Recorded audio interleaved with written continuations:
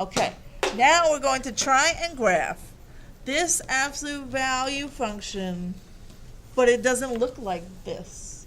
So I don't know what to do. There's just no a value. But look in here, like I don't have a coefficient on the x, and I do here.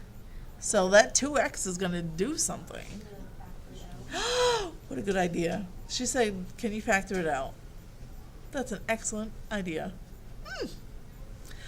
Before we do that, let me ask you this question.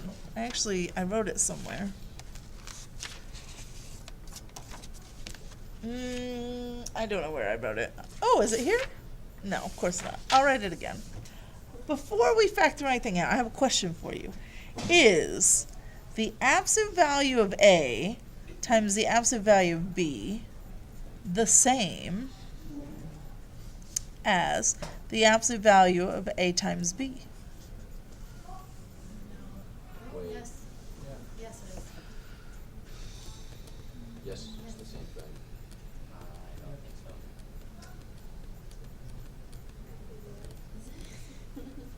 They're 100% the same all the time. All right, do not say that. You gotta be confident, Ada. If you think that, I'm hearing a bunch of yeses. If you think that it's not, think of a time where this does not hold true. Give me a counter example.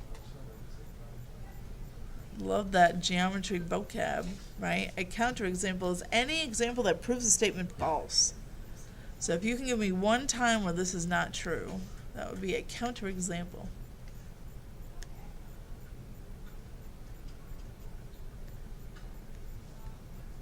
Anybody have one? Because it is true.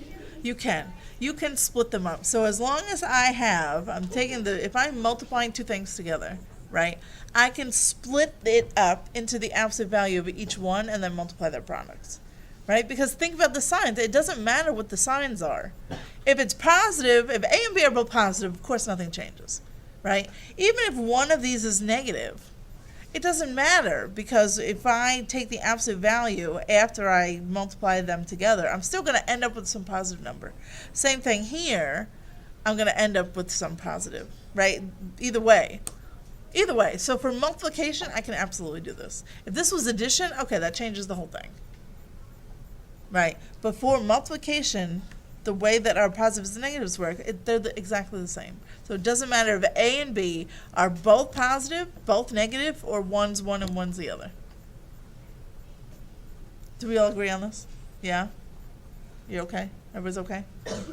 And certainly if one of them's zero, it doesn't matter either. So we covered all our bases. We talked about positives, negatives, and zero. All right. So now let's take a look back at 3. So the recommendation was factor out a 2. So here's what we need to do. Inside the absolute value still, I'm going to factor out a 2. And I'd be left with x minus 2 in there, right? Plus 1. Is everybody okay with what I did? There's a lot of grouping symbols. There are.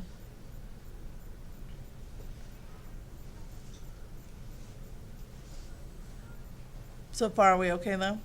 And now what I can do is I can use that idea of, okay, well, I'm multiplying two things together. I'm multiplying 2 and this binomial together.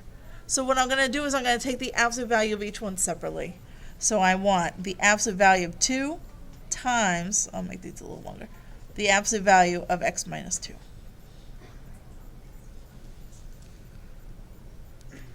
Did you see what I did? Instead of taking the absolute value of the product of the two numbers, I'm splitting them up. I want the absolute value of just the 2, and then the absolute value of the x minus 2 separately. Okay? That's why you asked us if we could split it. Yes. So now I can simplify this, and see there's a line on here that says rewrite, because now I'm going to rewrite it so that it does look just like this. Okay? Because now I know the absolute value of 2 is just 2, and then I can leave everything else the same. Minus 2 plus 1. And now I know what to do, because now it looks just like the others. Does that make sense? It was a little bit weird at first, but once you get the hang of it, it hopefully won't be so bad. So let's do this one. What would A be here? 2. H is, K is, vertex will be at 2, 1. The right-hand slope is 2, and the left-hand slope -2, right? So go ahead and graph what you think that looks like. And then when you're done, check and see if you and I graph the same thing.